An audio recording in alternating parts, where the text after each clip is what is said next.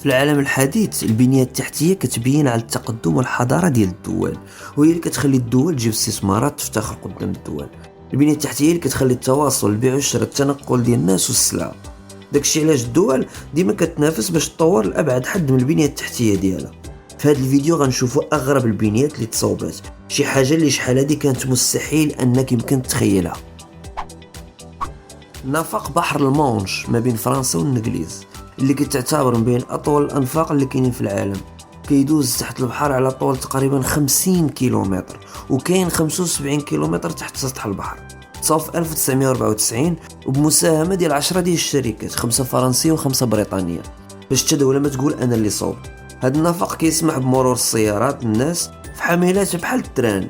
هذا المشروع كانت الفكره ديالو قديمه، ولكن بما ان كاين الخوف والمشاكل السياسيه ما بين فرنسا والانجليز فكان تخوف من هذا المشروع. الانترنت غيرت كل شيء في حياتنا، ولكن باش كتوصلك للتليفون وكتخليك كونيكتي مع الناس كاملين، فراه كاينه بنيه هائله اللي كتلاصق ما بين الدول وكتخلينا متواصلين. وهذا الشيء ما يمكن يكون الا لا كانوا لي كابل محيط. هاد الكابلات كيدوزوا على بزاف ديال الدول، الطول ديالهم شي حاجه ما كتدخلش العقل، غادا تصدمك، اللي كيفوت 1,200,000 كيلومتر، وعنده واحد القدره، واحد السرعه في نقل المعلومه. هذاك الشيء علاش انت ما كتحس بوالو. فاش كدير الميساج كيمشي سوغ بلاص وما كتحسش ببعد المسافه بينك وبين هذاك اللي كدوي معاه.